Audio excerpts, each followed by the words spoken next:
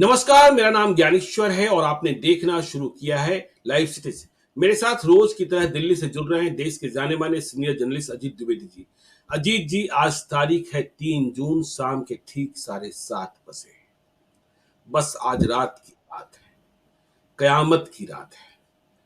12 घंटे से भी कम समय बचा है जब लोकसभा चुनाव के नतीजों के रुझान आने लगेंगे।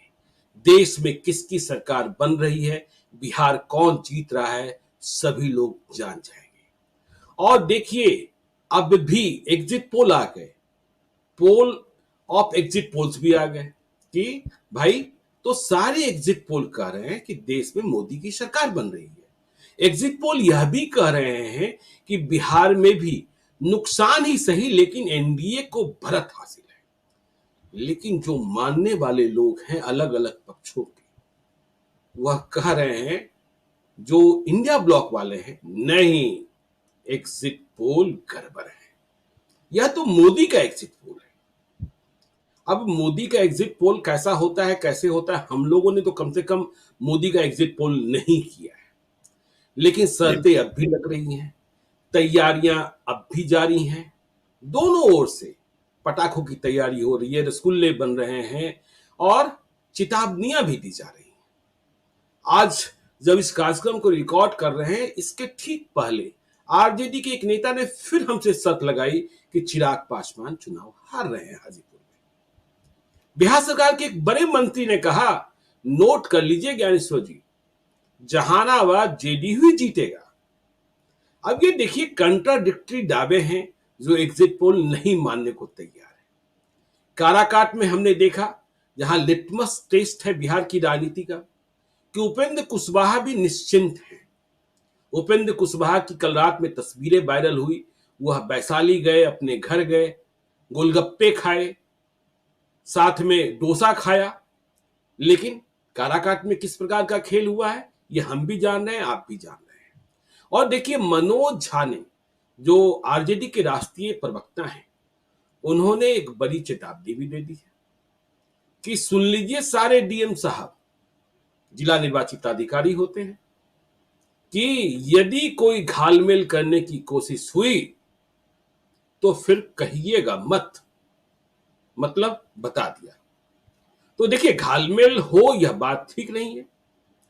यह बात तो लोकतंत्र के लिए ही ठीक नहीं है। जो नतीजे आए, चाहे 1 वोट से कोई चुनाव जीते, चाहे 1 लाख वोट से जीते या 5 लाख वोट से जीते, जीत जीत होती है। तो इतने सारे कंट्राडिक्शन है। अब 12 घंटे से भी कम बचा है। क्या आपको लगता है कि बिहार के नतीजे जो एग्जिट पोल बता रहे हैं, जो ट्रेंड्स बता रहे हैं, उसके विपरीत भी कुछ हो सकता है? क्योंकि कई सीटें हमने भी महसूस की, आपने भी महसूस की, कि देखिए, ये सीटें जो हैं इंडिया ब्लॉक के खाते में जा सकती है और कुछ सीटें, अधिकांश सीटें शर्तिया तौर पर वह बीजेपी जेडीयू मतलब एनडीए अलायंस की ओर जा रही है। तो एग्जिट पोल ने जो दिखाया, क्या इसमें कुछ परिवर्तन संभव दिखा आपको? क्योंकि जब हम लोगों ने एग्जिट पोल किया था तो सैंपल साइज, क्योंकि उसी दिन 1 जून को 8 लोकसभा क्षेत्रों में चुनाव ही संपन्न हुए थे। जैसे बक्सर के बारे में ट्रेंड्स कहा गया, जो अधिक सैंपल्स आए, कि ब्राह्मण 1 घंटे की वोटिंग के बाद मोबिलाइज हो गए थे कि नहीं, मुझे यह सीट बचा लेनी है। तो आनंद मिश्रा के पक्ष में जो ब्राह्मण खड़े दिख रहे थे वो कम हो गए थे। जहानाबाद की जो बातें कही जा रही है कि दोपहर बाद कुछ भूमिहारों ने भी मत कर दिया, और फिर यह भी कि जब भूमिहारों ने अरुण कुमार को मत देना शुरू किया तो वहां के जो राजपूत थे वे चले गए चंदेश्वर चंद्रवंशी के पक्ष में। तो तमाम जोड़ तोड़, कटिहार के बारे में दावा किया जा रहा है, पूर्णिया के बारे में दावा किया जा रहा है, सिवान के बारे में दावा किया जा रहा है। तो आपको क्या लगता है, कुछ परिवर्तन होगा या फिर जैसा एग्जिट पोल है नतीजा वैसा ही आएगा? 28 से 32 हम लोगों ने कहा था, 8 से 10 हम लोगों ने दिया इंडिया ब्लॉक को और 1 सीट इंडिपेंडेंट को, निर्दलीय को, पूर्णिया में पप्पू यादव। जो हमारे रिपोर्टर्स हैं उन्होंने कहा नहीं, बिहार में 33 सीटें आ सकती है एनडीए को, और उधर 5 सीटें इंडिया ब्लॉक को और 2 निर्दलीय सिवान और पूर्णिया में। तो कुछ परिवर्तन की उम्मीदें लगती हैं, या यूं कहें कि कल इंडिया ब्लॉक की जो आस है वह बुझ जाएगी? देखिए ज्ञानेश्वर जी, एक तो पहले लोगों को, अपने दर्शकों को और बिहार के लोगों को ये बताना जरूरी है कि एग्जिट पोल जो होता है जी उससे डायरेक्शन मिल जाता है, वो डायरेक्शन नहीं बदलता है। जी इस बात को तो नोट करके रखना चाहिए है कि अगर हम लोगों के एग्जिट पोल में ये रुझान है कि इंडिया ब्लॉक को बढ़त है और अच्छी खासी बढ़त है, तो वो जी अच्छी खासी बढ़त है, वो रुझान नहीं चेंज होने वाला, वो डायरेक्शन नहीं चेंज। 2004 2009 2014 2019 से अधिक बढ़त है इंडिया ब्लॉक हाँ, को। एनडीए की बात कर रहे हैं कि एनडीए को अगर हाँ, नहीं, बढ़त है, इंडिया को भी तो बढ़त है ही ना। इंडिया को भी है। इंडिया को तो हम लोगों ने उसी दिन कहा कि भाई जी आरजेडी को 2009, 14 और 19 तीन जी चुनाव के बाद ये सबसे हम्म, बेस्ट परफॉर्मेंस करने जा रहा है आरजेडी। ये भी हम लोगों ने उस दिन एग्जिट पोल में कहा। बिल्कुल जो हम लोगों को अपना रुझान मिला उसमें हम लोगों ने अपना कुछ भी मिक्स नहीं किया। जी हम जो हमारी विशफुल थिंकिंग हो सकता है कुछ और हो, आपकी कुछ और हो, और बहुत सारे लोगों की विशफुल थिंकिंग होती है, सबकी एक अपनी आइडियोलॉजी होती है, एक रुझान होता है, सबने कहीं ना कहीं वोट दिया होता है। लेकिन जब आप ऑब्जेक्टिव होकर के एनालिसिस करते हैं तो इसको साइड में रखना होता है। आप अपनी विशफुल थिंकिंग को एक्चुअल रिजल्ट के साथ, एक्चुअल रुझान के साथ मिक्स नहीं कर सकते। जो लोग मिक्स करते हैं उनका बिल्कुल। हमेशा गलत होता है। तो देखिए हम किसी लोग सेंटिमेंट में, इमोशंस में और रिलेशंस में हम लोग नहीं बहे। बिल्कुल नहीं, हम लोगों को एक तो इतना लंबा करियर राजनीति का, पॉलिटिकल जर्नलिज्म का आपका है, हमारा है, आगे बिल्कुल अभी और बहुत करना है। इस तरह से गलत हो जाना अलग चीज है। जी आप गलत हो गए, आपकी मंशा ठीक है, आप गलत हो गए वो अलग चीज है। जी लेकिन आप मंशा उसमें मिक्स नहीं कर सकते हैं, आपकी मंशा गलत नहीं होनी चाहिए। हम्म, एक तो यह है, और दूसरा जो हमने शुरू किया था कि रुझान जो होते हैं एग्जिट पोल के, वो पूरी तरह से पलटते नहीं है। जी नंबर्स ऊपर नीचे होते हैं, नंबर्स ऊपर हम्म, नीचे होते हैं, लेकिन रुझान नहीं बदलता है। अगर हम्म, हमारा एग्जिट पोल दिखा रहा है कि 28 से 32 सीटें आनी है इंडिया ब्लॉक को, तो रुझान एनडीए यही को रहना है। एनडीए को एनडीए को, वही जी भारतीय जनता पार्टी जेडीयू के अलायंस को, एनडीए को अगर 28 से 32 सीटें आ रही हैं तो जी वो हो सकता है कि 33 हो जाए, 34 हो जाए। इस जी बात की संभावना बहुत कम है कि वो 28 के नीचे आ जाएगा, 26 हो जाएगा या 20 हो जाएगा या 18 हो जाएगा। इसकी जी संभावना नहीं होती है। हम्म, देखिए अभी एक रिपोर्ट आई थी, हम ये भी बता दें कि 3 एग्जिट पोल का एवरेज निकाल करके एक रिपोर्ट आई है ओवरऑल जी नेशनल। हम्म, जितना एग्जिट पोल के, जो आपने कहा कि पोल ऑफ द पोल्स जो आया, जी उसके मुकाबले जीतने वाले को हमेशा ज्यादा सीटें मिली हैं और जिसको हारता दिखाया गया उसको कम सीट मिली है। हम्म, जैसे 2019 का लोकसभा चुनाव हुआ तो 13 एग्जिट पोल हुए थे, पूरे देश की बात हम करें, नेशन जी वाइड बिल्कुल 13 एग्जिट पोल हुए थे। और उस 13 एग्जिट पोल का पोल ऑफ द पोल्स जो था, जो एवरेज था, वो ये था कि एनडीए को 306 सीटें आएंगी। जी ये पोल ऑफ द पोल्स में 2019 में था, लेकिन हम्म, एक्चुअल सीटें आई 353। यानी बिल्कुल एग्जिट पोल में जो एवरेज था उससे 47 सीटें ज्यादा आई। इसी हम्म, तरह से 2014 में 13 एग्जिट पोल हुए थे, 13 नहीं, हाँ 13 एग्जिट पोल हुए थे, और 2014 में 10 एग्जिट पोल हुए थे। जी और पोल ऑफ द पोल्स था कि 292 सीटें आएंगी हम्म, एनडीए को, जब नरेंद्र मोदी जी प्रधानमंत्री पद के दावेदार के तौर पर लड़ रहे थे।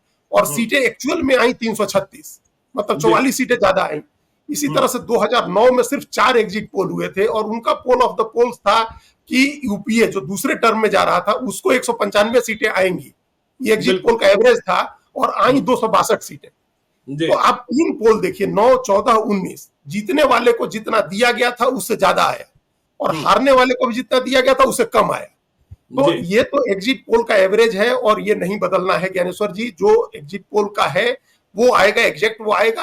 हो सकता है कि एक आध बढ़ जाए, जैसा आप कह रहे हैं कि आपके रिपोर्टर्स का कहना है कि 33 आएगी। एक जी और जो सबसे रिलायबल एग्जिट पोल है जो नेशनल आता है, उन लोगों का भी कहना है कि 33 सीटें आ सकती हैं अधिकतम। जी तो हम उसको उसको अब कंट्राडिक्ट करने का या उसको कॉन्फ्लिक्ट करने का भी कोई टाइम नहीं है। 12 घंटे में तो बिल्कुल नतीजे सबके सामने होंगे, तो उसको जी हम लोग नहीं कॉन्फ्लिक्ट, हम लोग उसको नहीं कंट्राडिक्ट कर रहे हैं, या हम हम्म, उसके विरोध में नहीं जा रहे हैं, उस पर बात नहीं हम्म, कर रहे हैं, आर्गुमेंट में नहीं जा जी रहे हैं हम। हम्म, लेकिन जो हम लोगों ने कहा है वो एक रुझान है, और एक्चुअल रुझान है लोगों की राय, और उसमें जो अपनी समझदारी इतने वर्षों की है, जो राजनीति की समझ है, उसको, उसके आधार पर यह निष्कर्ष है कि एनडीए 28 से 32, इंडिया ब्लॉक 8 से 10, और जी एक सीट की गुंजाइश है उसमें निर्दलीय के लिए जो आ रही है, पूर्णिया सीट पप्पू जो यादव है वो निर्दलीय को दी, इंडिया ने भी माना है, मतलब आज तक ने भी माना है कि पूर्णिया की सीट पप्पू यादव जीत सकते हैं। जीत सकते हैं। तो ये एक वैलिडेट हुआ हम लोग का पॉइंट।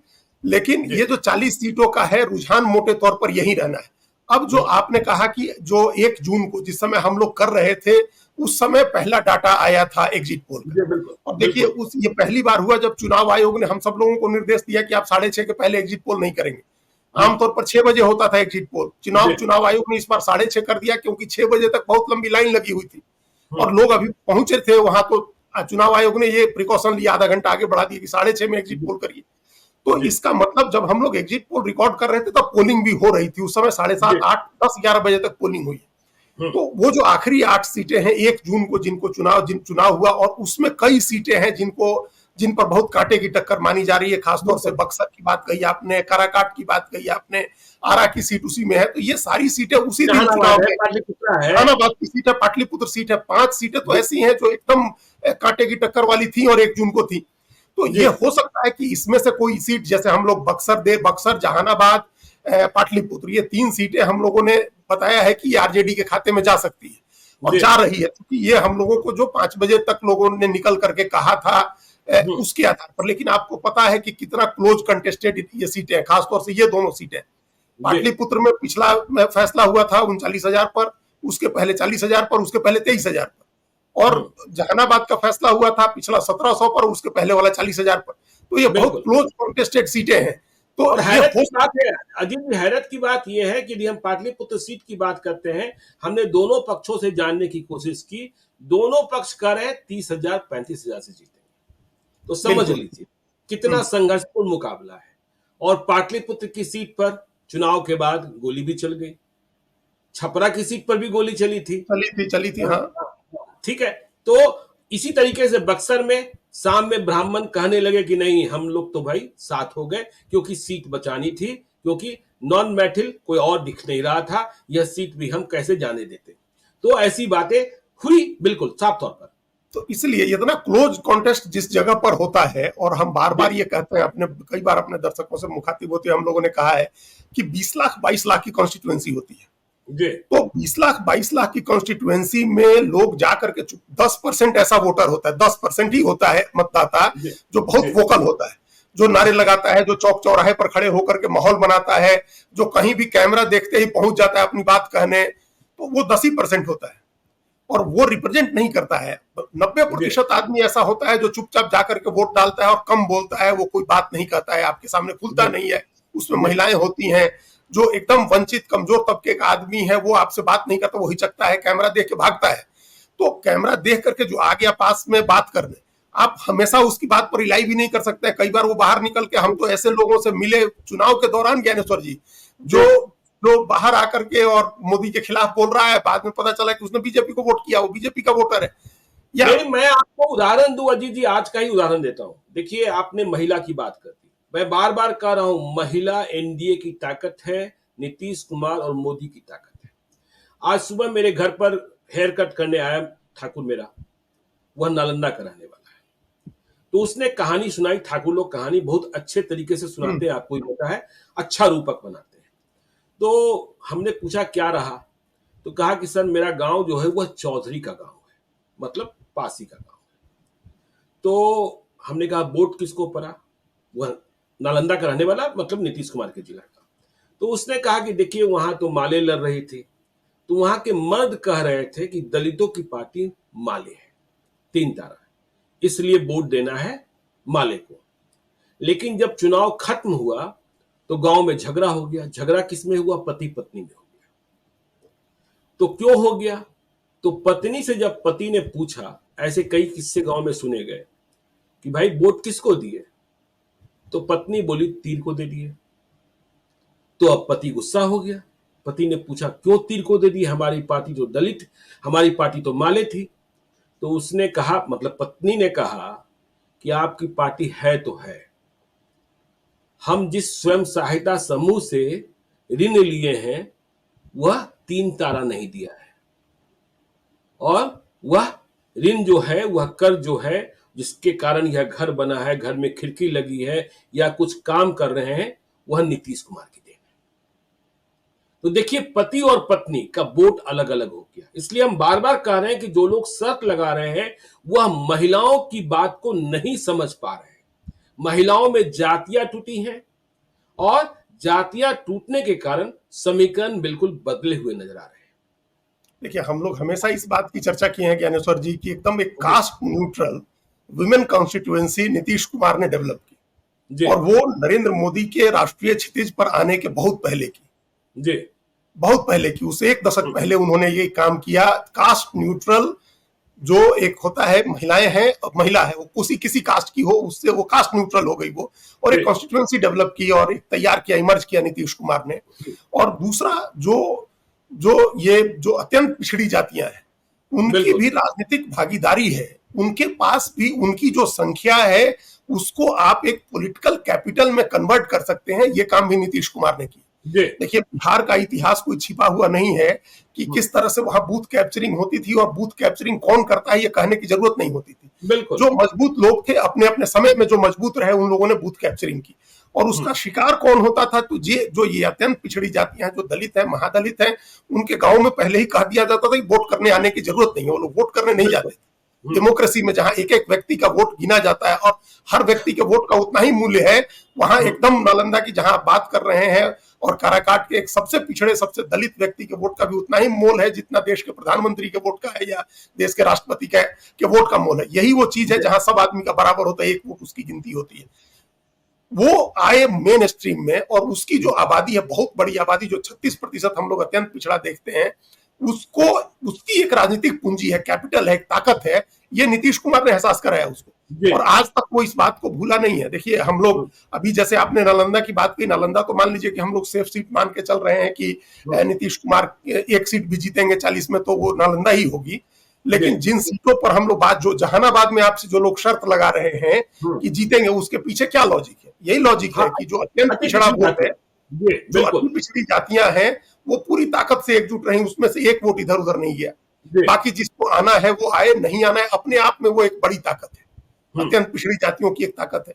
काराकाट में आपने कहा कि उपेंद्र कुशवाहा बहुत निश्चिंत होकर के घूम रहे थे, किस वोट से निश्चिंत होकर के घूम रहे थे? अति पिछड़ी जातियों का मत दलित और पिछड़ी जातियों से। वो हमको जी भी एक रिपोर्ट मिली कि अंत अंत तक, देर रात तक लाइन लग करके, जो चंद्रवंशी हैं, जो जी अत्यंत पिछड़ी जातियां हैं, जो दलित है, और जो पासवान भी हैं, उनका भी एक खेमा, जो अन्य पासवान के अलावा जो महादलित है, उसका भी एक खेमा, देर रात तक लाइन में लग के उन लोगों ने वोट किया।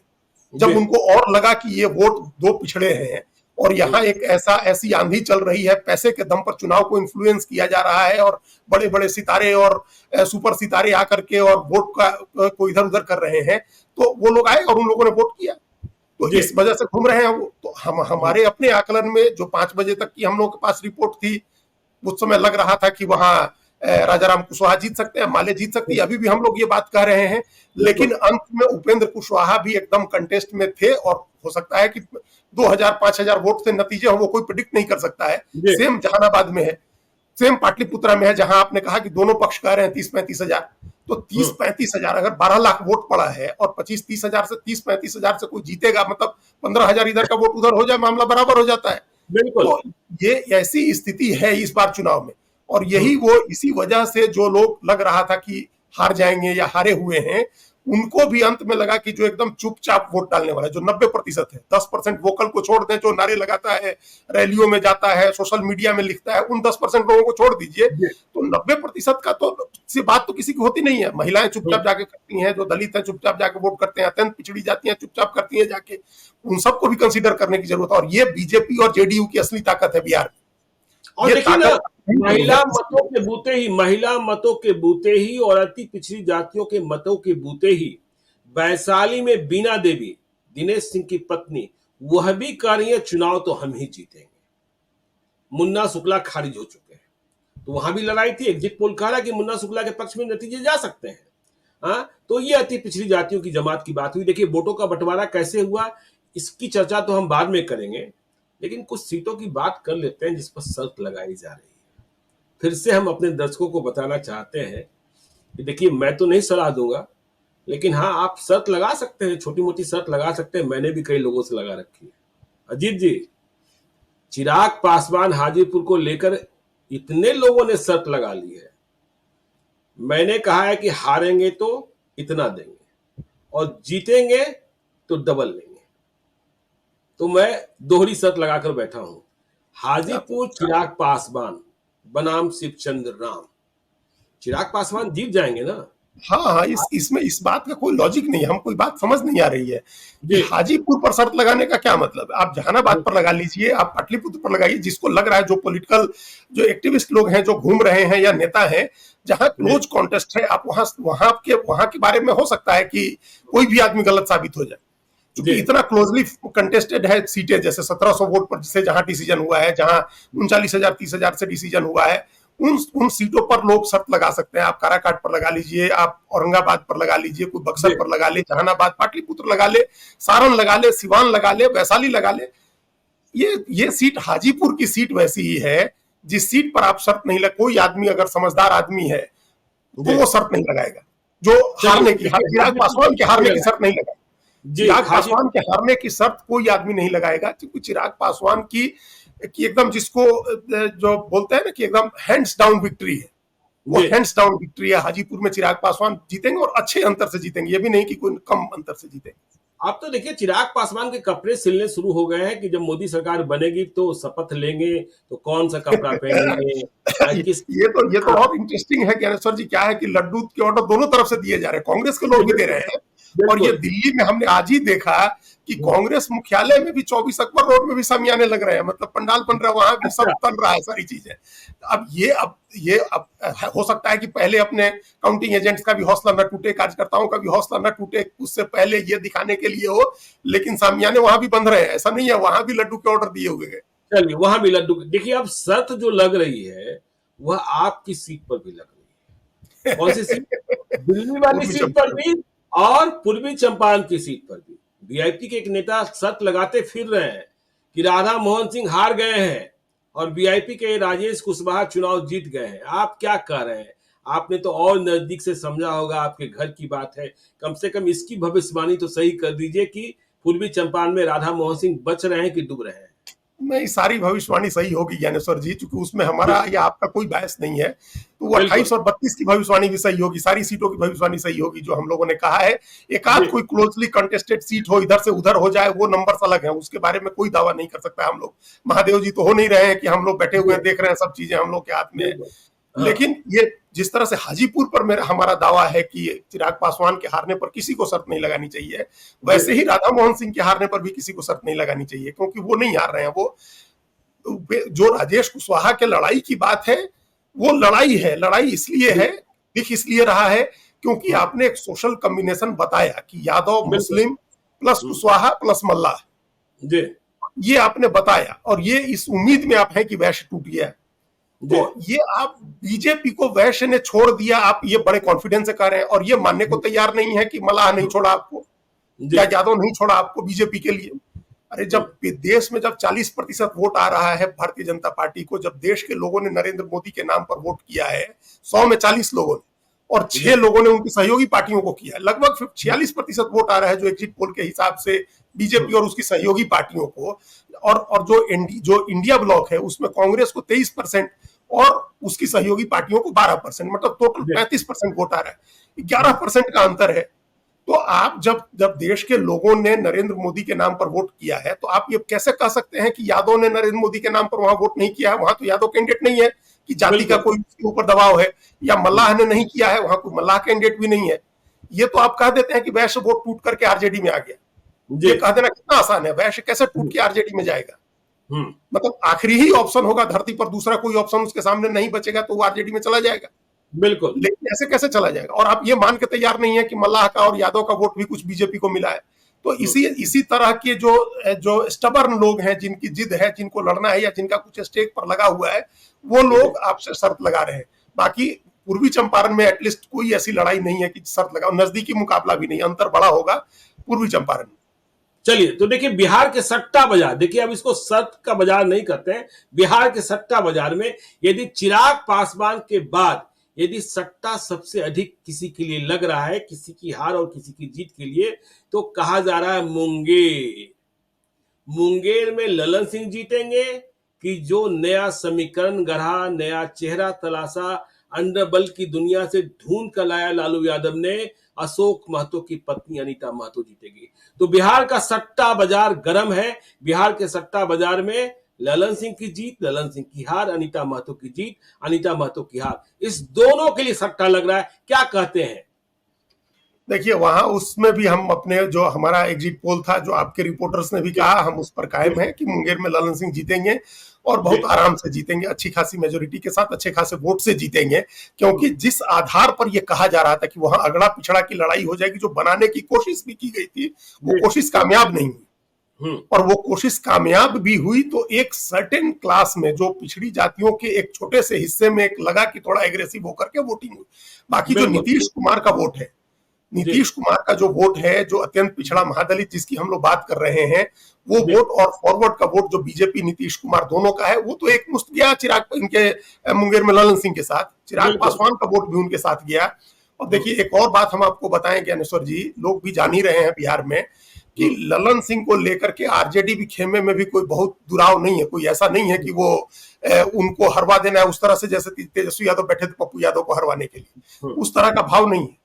और हाँ कहीं ना हाँ कहीं एक उन लोगों में बिल्कुल ये देखिए उम्मीद भी है। तेजस्वी यादव जब कहते हैं कि चाचा का आशीर्वाद प्राप्त है और 4 जून के बाद चाचा बहुत बड़ा फैसला लेने वाले हैं पिछड़ी जाति की राजनीति के लिए और पिछड़ी जाति की पार्टियों के पक्ष में, तो यह आशीर्वाद बगैर ललन सिंह के मिल कहाँ सकता है। बिल्कुल नहीं मिल जी सकता है।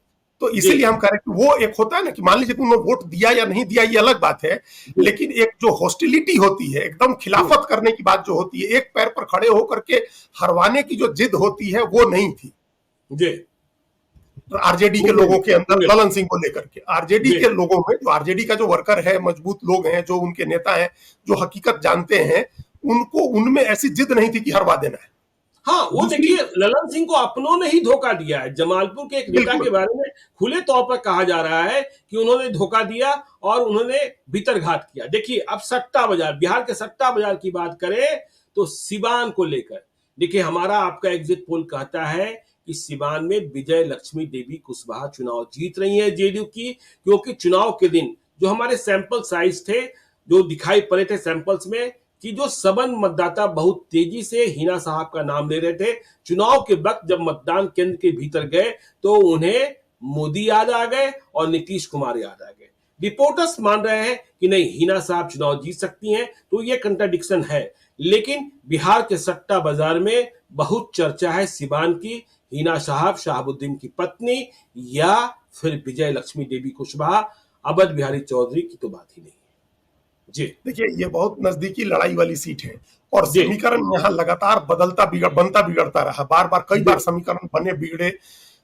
पहले तक तो कोई लड़ाई नहीं लग रही थी, फिर जी जब इन्होंने एक ब्लंडर हमने बार बार कहा कि किया आरजे जेडीयू ने कि रमेश सिंह कुशवाहा की पत्नी को टिकट दिया, वो एक डिसीजन ठीक नहीं था, जिसकी वजह से एकदम आखिर तक चुनाव उलझा रहा। देर से जी था वो चुनाव, लेकिन पहले दिन से वो चुनाव उलझा हुआ रहा जब से कैंडिडेट अनाउंस हुआ। अंत तक आप बता रहे हैं, और हम लोग को जो रिपोर्ट मिली, जो सैंपल हम लोगों के पास आए वोटिंग के, जी लोगों की जो राय आई, उसके हिसाब से ये था कि वहां अंत में जाकर के जो लालू यादव, ये माफ करिएगा, जो नीतीश कुमार का अत्यंत पिछड़ा है, जो महादलित है, वो सब भी वोट जेडीयू को गया। और जो बीजेपी का फॉरवर्ड संबंध बैक जा रहा था, जो बीजेपी के समर्थक थे, जो सबसे ज्यादा रिलेक्टेंट थे उनको वोट देने, जी सबसे ज्यादा बीजेपी के जो समर्थक थे, कोर वोट जो बीजेपी का है, वो लोग रिलेक्टेंट थे। उनमें एक हिचक थी कि कैसे दे दें, कहीं लाल झंडा न गड़ने लगे, चारों तरफ लाले लाल मत होने लगे, ये जी सब उनका एक खतरा था, एप्रीहेंशन था। लेकिन फिर उनको ये भी था कि फिर हिना साहब को भी कैसे दें, और हम्म अब तो तीसरा ऑप्शन था वो आरजेडी का था कि उसको भी कैसे दें। तो या तो छोड़ दें, नहीं दे किसी को वोट, या फिर नीतीश कुमार और नरेंद्र मोदी पर भरोसा करके उन्हीं के कैंडिडेट को वोट देते हैं, क्योंकि अल्टीमेटली कैंडिडेट की जीत, एमपी उतना इंपॉर्टेंट नहीं रह जाता है इस जी डिस्पेंसन में। जेडीयू और हम्म बीजेपी में जो सुप्रीम लीडर हैं उन्हीं की चलती है, और उन लोगों का इस तरह का रुझान नहीं है जो नहीं मान देखिए लीजिए एक और बात नोटिस की गई सिवान में कि ठीक पूर्णिया जैसा खेल हो गया। पूर्णिया में पहले हुआ था, यहाँ चुनाव के दिन दोपहर के वक्त हुआ, जब आरजेडी के टॉप बॉसेज ने यह पा लिया, समझ लिया कि अवध बिहारी चौधरी रेस में नहीं है, तो उन्होंने सिग्नल्स दे दिया हिना साहब को चुनाव हराना है, इसलिए आप दूसरे पक्ष में जा सकते हैं। तो यादवों का मत भी विजय लक्ष्मी देवी कुशवाहा को मिल गया है दोपहर बाद, इस बात की खबरें हैं, जो सैंपल साइज है उसमें इस बात के संकेतक मिले हैं। अब देखिए यदि हम जी शर्तों की बात करें, जी जी आप कुछ कर रहे थे। नहीं, हम कह रहे कि यही इसी वजह से हम लोग लगातार चुनाव जिस दिन हुआ था उस दिन तक हम लोग क्लोज कॉन्टेस्ट, और इसको हम लोगों ने बहुत कांटे के मुकाबले वाले में रखा था। लेकिन जब जी एग्जिट पोल पर हम लोगों ने बाकी डाटा एनालाइज किया तो कहा कि ये जेडीयू सीट जीतेगी, तो वो जी आपको लग रहा है कि जेडीयू ही जीतेगी। बिल्कुल बिल्कुल। देखिए, अब बिहार में सट्टा बाजार की बात करें, शर्तों की बात करें, तो सट्टा सबसे ज्यादा कौन लगाते हैं? जिनके पास पैसे होते हैं। और सट्टा लगाने में ठाकुर लोग आगे होते हैं, वैश्य लोग आगे होते हैं।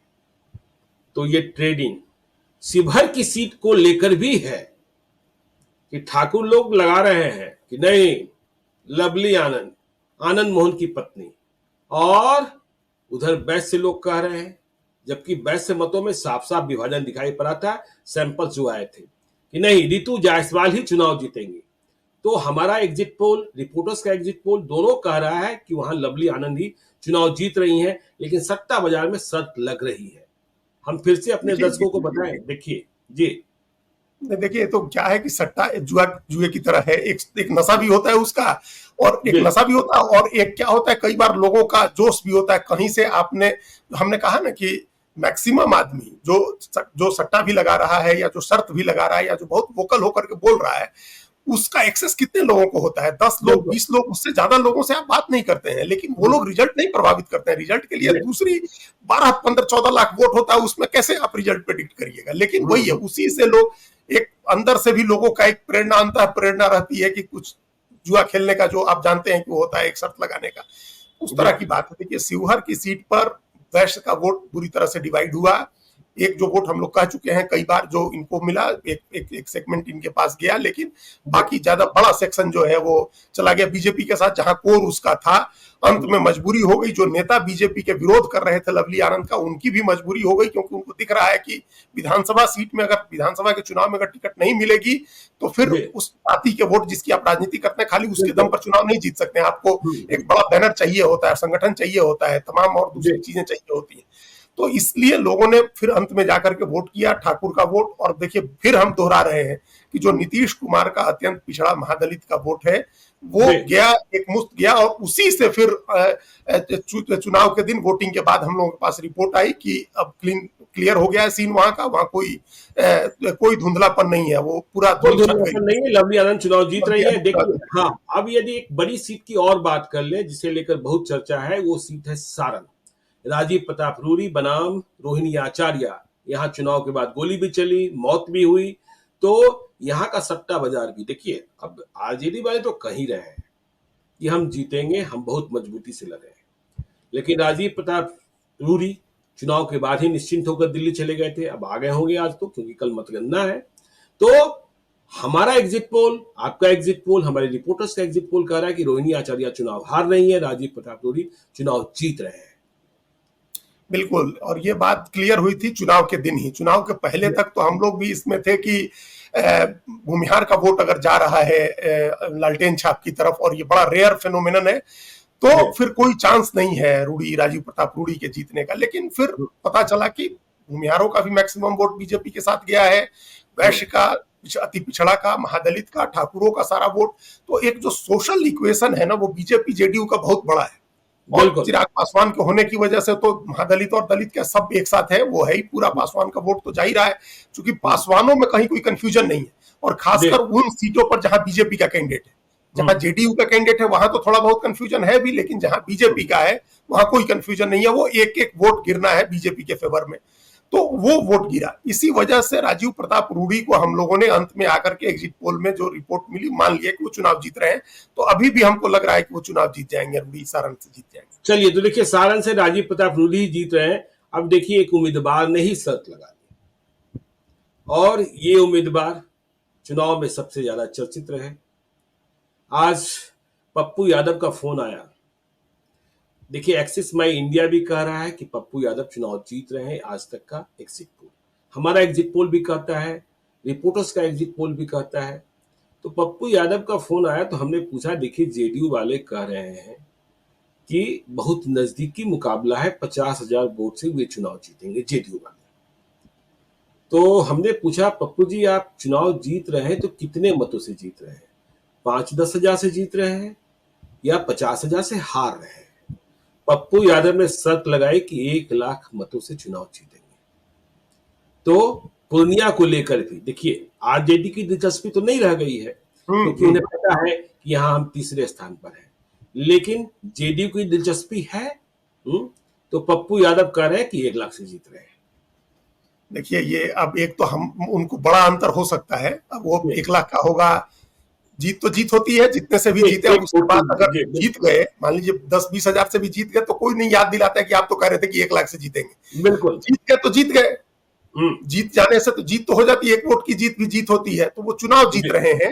ये हम्म। संभव है कि 1 लाख से जीत जाए, हो सकता है कि उसे 5-10 हजार ज्यादा से जीते, 5-10 हजार 20 हजार कम से जीते, लेकिन ऐसा क्लोज कॉन्टेस्ट नहीं है कि वो चुनाव हार जाए। ये क्लोज जी कॉन्टेस्ट की बात होती है जब आप कहें कि 30 हजार, 40 हजार या 50 हजार से किसी जीत जाएंगे या 10 हजार से हार जाएंगे, तो ऐसा क्लोज कॉन्टेस्ट नहीं दिख रहा है। वहां ट्रायंगुलर फाइट हुआ, उस जी फाइट में बीमा भारती ने जो भी वोट लिया, बीमा भारती को जो भी वोट किया वो जेडीयू का वोट था, वो बिल्कुल। एक मेजर नुकसान हुआ। और फिर पप्पू यादव के साथ जो अपना वोट आया, वो एक जो हर तबके का वोट है, वो भी एक डेंट था। संतोष कुमार के खिलाफ एक एंटी इनकम्बेंसी भी थी, लोग एक मौका खोज रहे थे कि उनको किसी तरह से कोई अच्छा विकल्प मिले तो हम उसके साथ जाएं।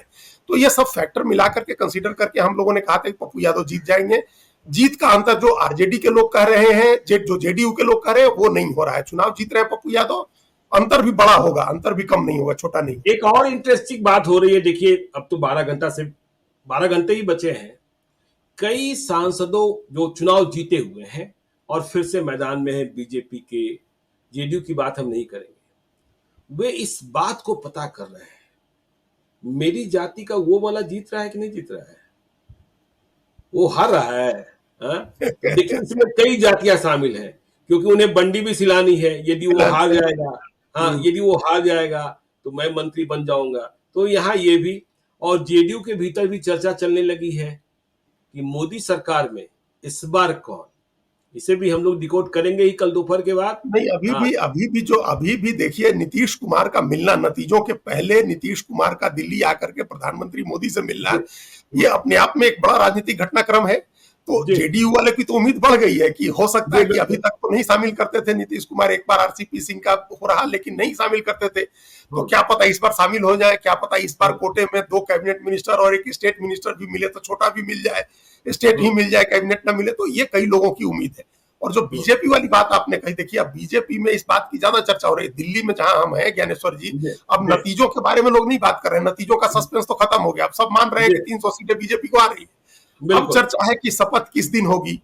हम्म। प्रधानमंत्री को इटली भी जाना है और इसलिए स्विट्जरलैंड भी भी है। जाना है, जी 12 तारीख को जाएंगे इटली और फिर स्विट्जरलैंड जाएंगे, तो जी उसके पहले हो जाएगी। शपथ कहाँ होगी, फिर हम्म, वहां राष्ट्रपति भवन के लॉन में होगा कि इस बार कर्तव्य पथ पर शपथ लेंगे प्रधानमंत्री। तो जी कर्तव्य पथ की राष्ट्रपति भवन का लॉन, इस पर भी जो है चर्चा हो रही है। और मंत्री कौन बनेगा, कैबिनेट कैसा होगा, टॉप जी 4 जो मिनिस्टर्स हैं वो वहीं रहेंगे या पिछली बार जैसे बदल गए थे, पिछली बार हम्म, तो 2 बड़े लोग ही नहीं आए थे, अरुण जेटली और जी सुषमा स्वराज टॉप 4 में थे, नहीं आए। हम्म, राजनाथ सिंह का भी विभाग बदल गया था, अमित शाह की एंट्री हुई थी। तो इस बार टॉप 4 कौन रहेगा और कैबिनेट में और कौन कौन जा सकता है। बिहार के नेता कौन पहले से मंत्री है, लगातार 2 बार से है, तो तीसरी बार भी बनाएंगे कि नहीं बनाएंगे, जी जिसको एक बार बना के ड्रॉप कर दिए थे उसको लेंगे कि नहीं इस बार लेंगे। तो हम्म, ये जो है, जो इस तरह की चर्चाएं अब हो रही है, नतीजों का सस्पेंस लगभग खत्म है, नतीजों से ज्यादा अब इस बात पर चर्चा हो रही है कि कौन मंत्री बनेगा नहीं और चर्चा, किसको क्या ये पोस्ट इस चर्चा को आगे बढ़ा देते हैं। देखिए मिलेगा। ब्राह्मणों की जमात में कल रात को चर्चा हो रही थी कि जो इनकी जमात से मंत्री थे अश्विनी चौबे, वे तो हाँ, बेटिकट हो गए। हाँ वे तो बिल्कुल। बेटिकट हो गए। अब बिहार से ब्राह्मण बनाते हैं कि नहीं बनाते हैं, बनाते हैं तो क्या गोपाल जी ठाकुर की किस्मत खुलेगी, या फिर मिथिलेश तिवारी जीत रहे हैं तो क्या उन्हें मौका मिलेगा, या जेडीयू के खाते से देवेश चंद्र ठाकुर तो नहीं बन जाएंगे। लंबा अनुभव है। जेडीयू के भीतर चर्चा है कि यदि 2 सीटें मिलती हैं, मतलब केंद्रीय मंत्री परिषद में, तो क्या नीतीश कुमार दोनों सवर्ण को बनाएंगे कि एक अति पिछड़ा को बनाएंगे कि एक ओबीसी को बनाएंगे। तो ये तमाम चर्चाएं शुरू हो चुकी हैं। लेकिन देखिए अब तो 12 घंटे का वक्त है और इसकी भी चर्चा कल हम लोग करेंगे ही करेंगे। यदि संक्षेप में 1 आध मिनट में हम लोग चर्चा करना चाहते हैं कि इस चुनाव में कुशवाहा और मल्लाह, ये दोनों जो वोट थे, इनकी जो रणनीति रही और इन्होंने जिस तरीके से टैक्टफुल वोटिंग की है, इस पर भी नजर रखी जाएगी और इसकी सियासत तो चलती ही रहेगी। देखिए बीजेपी इसको बहुत बारीकी से देखेगी, बहुत ऑब्जर्व करेगी बारीकी से, बीजेपी जेडीयू के लोग भी करेंगे और आरजेडी में भी होगा। देखिए अभी क्या है, सबसे बड़ा टूल जो चुनाव का है वो डाटा एनालिसिस है, डाटा माइनिंग, और डाटा माइनिंग करके डाटा एनालिसिस। तो डाटा माइनिंग सब लोग करेंगे, चुनाव आयोग से सब लोग को आप आंकड़े मिल जाएंगे कहाँ किस तरह की वोटिंग हुई है, क्या पैटर्न है, और उसका एनालिसिस और उसके आधार पर विधानसभा की टिकटों का फैसला होगा। संभवतः इसीलिए कुशवाहा और मल्लाह दोनों ने बहुत टेक्निकल वोटिंग किया, टेक्निकल, ताकि विधानसभा में वो लोग ज्यादा से ज्यादा सीटें ले सके। इस बार देखिए मल्लाहों को उस तरह का रिप्रेजेंटेशन नहीं मिला है। इस बार अगर उनकी ताकत जाहिर हो जाती है तो उनका रिप्रेजेंटेशन बढ़ेगा, अगली बार हर पार्टी उनको टिकट देगी। तो ये कई जगह ऐसा देखने को मिला है कि कास्ट ने वोट किया है आगे की राजनीति को ध्यान में रख के, सिर्फ इस बार को ध्यान में नहीं रखा है, आगे की राजनीति को भी ध्यान में रखा है। तो इस पर हम लोग भी एनालाइज करेंगे, हम लोग भी इस पर चर्चा करेंगे ही आगे। लेकिन अभी अब ये लग रहा है कि एनडीए की निषाद राजनीति जो तेज राजनीति है कि यदि उत्तर प्रदेश से संजय निषाद चुनाव जीत जाते हैं तो उन्हें मंत्रिपरिषद में जगह मिलती है, या फिर मुकेश सहनी के ही पुराने चेले जो मुजफ्फरपुर में एग्जिट पोल में जीतते हुए दिखाई पड़ रहे हैं, राजभूषण चौधरी को कोई पद मिल जाता है। यह भी ध्यान रखने की बात होगी। बिल्कुल बिल्कुल हो सकता है, किसी की किस्मत खुल सकती है, और प्रधानमंत्री इस तरह के प्रयोग करने में तो बिल्कुल ही नहीं हिचकते हैं। यहाँ दिल्ली में गुजरात मॉडल की भी चर्चा है कि एकदम से सारे मंत्री बाहर हो जाए और बिल्कुल ऐसे नए चेहरे आए जिनको किसी ने सोचा ही नहीं होगा। जैसे मध्य प्रदेश और राजस्थान में जो चौथी पंक्ति में बैठे थे लोग फोटो खिंचवाने, उन लोग को मुख्यमंत्री बनाया गया। ऐसा ना हो कि एमपीज में भी जो लोग तीसरी चौथी लाइन में बैठ के फोटो खिंचवाते हो उनकी किस्मत खुल जाए, ये कौन जानता है। उपेंद्र कुशवाहा चुक जाते हैं यदि एग्जिट पोल जैसा बता रहा है तो बिहार से कुशवाहा कौन, क्योंकि कुशवाहा पर सबकी नजर है। देखिए उपेंद्र कुशवाहा यदि चुक जाते हैं, संतोष कुशवाहा भी चुक जाते हैं, हाँ, तो फिर वाल्मीकि नगर में सुनील महतो की किस्मत खुलेगी। मतलब सिर्फ मंत्री पद की ही बात नहीं होती है, और भी चीजें होती हैं जो लोगों को बड़ा बना देती है।